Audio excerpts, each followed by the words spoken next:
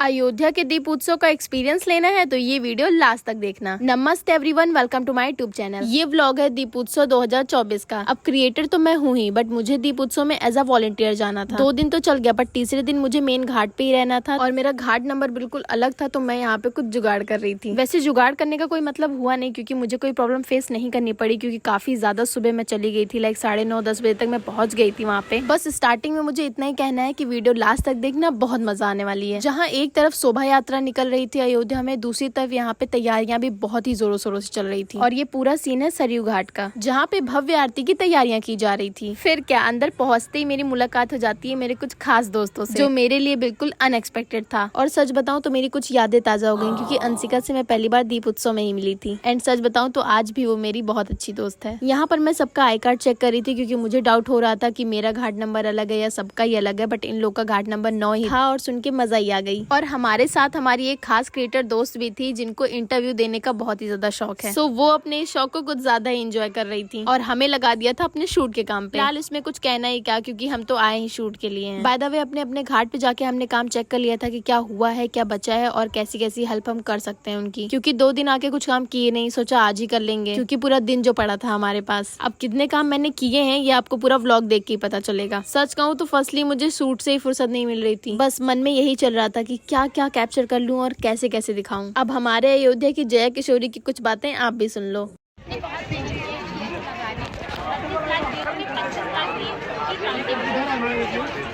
राम पैड़ी पर दीप उत्सव का सबसे बेस्ट पॉइंट था ये, क्योंकि यहाँ पर दियों से रंगोली बनाई गई थी। एंड आप खुद देख सकते हो कितनी ज्यादा प्यारी लग रही है। सिर्फ दिए के साथ इतनी अच्छी है, तो सोचो जलने के बाद कितनी ही प्यारी लगेगी। और अगर बात करूँ धूप की, तो बहुत ही ज्यादा तेज थी। चलो अब थोड़ा बहुत व्लॉग भी एंजॉय कर लो। जारी तक इनका इंटरव्यू हो जाए।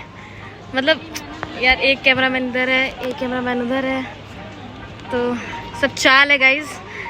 इन सब चक्करों में मत पड़ना।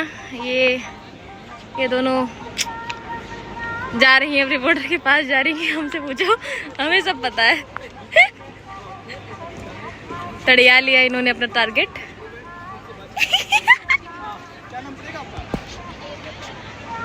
अनामिका जी, अयोध्या में दीप महोत्सव का कार्यक्रम काफी तेजी से चल रहा है। ऐसी तैयारियां काफी तेज चल रही है। आप भी इस दीप महोत्सव में शामिल हैं। Mission successful guys. लेकिन इस बार 28 लाख दीपक जलाने की कुछ बच्चे मौजूद हैं जो लगातार यहाँ पर दीपों को बिछाने का काम भी कर रहे थे, उनसे बात करते हैं। क्या नाम है आपका? अयोध्या की अनामिका, मतलब अयोध्या की रहने वाली। तो मुझे बताओ कि कितने दिन से तुम लोग ये दीप बिछाने का काम कर रहे हैं? अभी इस साल तो दीप की आज चौथा दिन है। बाकी पिछले 8 साल से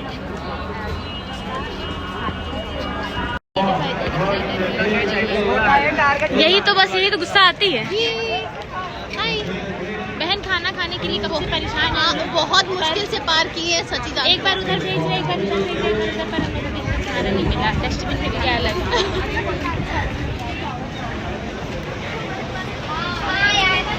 अनामिका की हालत खराब हो चुकी है और इनकी सही है, इनके पास ताकत नहीं बची है बस।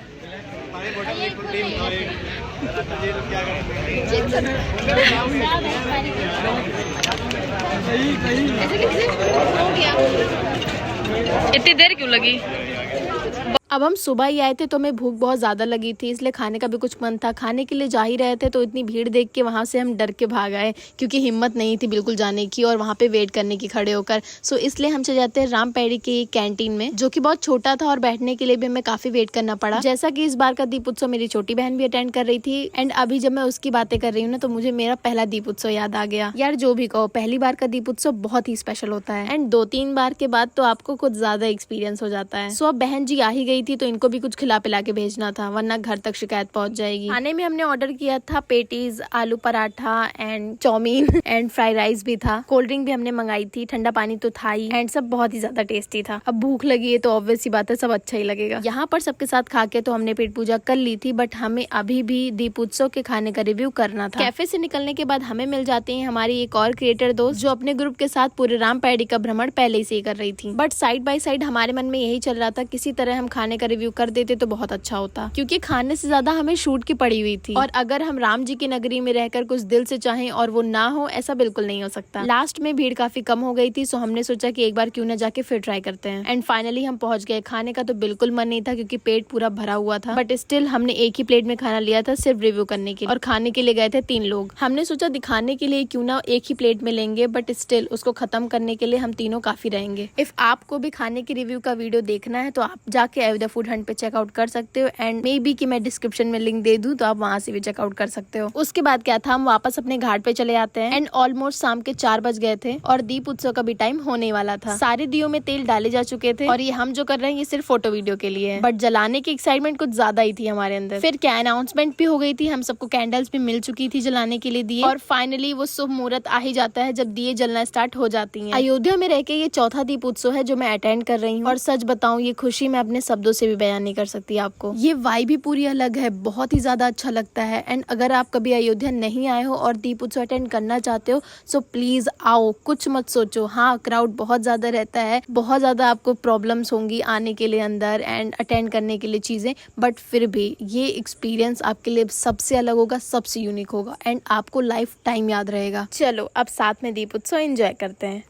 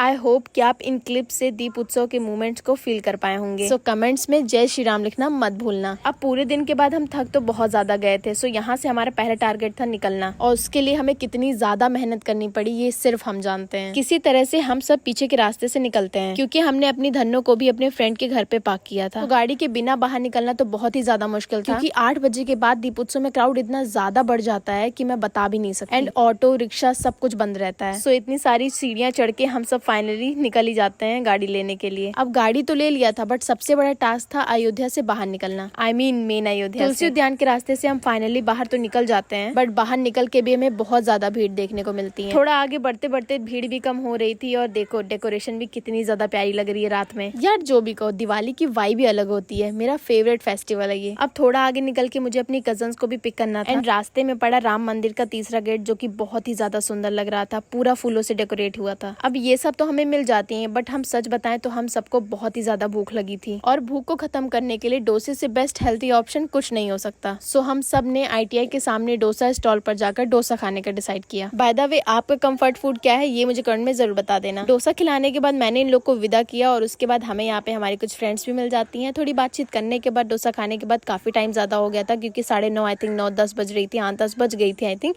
सो मेरा भी घर जाने का टाइम हो गया था क्योंकि मम्मी का भी मूड बहुत ही ज्यादा खराब होने वाला था, मुझे पता था। सो मैंने सोचा तूफान आने से पहले घर पहुंच जाना बहुत जरूरी है एंड आई होप सो कि आपको पूरा व्लॉग बहुत ही ज्यादा अच्छा लगा हो। तो वीडियो को लाइक भी कर देना एंड कमेंट में जरूर बताना कि वीडियो कैसी लगी। अब ऐसे ही मुझसे कनेक्ट रहने के लिए मेरे चैनल को सब्सक्राइब करना मत भूलना। सो मिलती हूँ अपने नेक्स्ट व्लॉग में, तब तक के लिए बाय।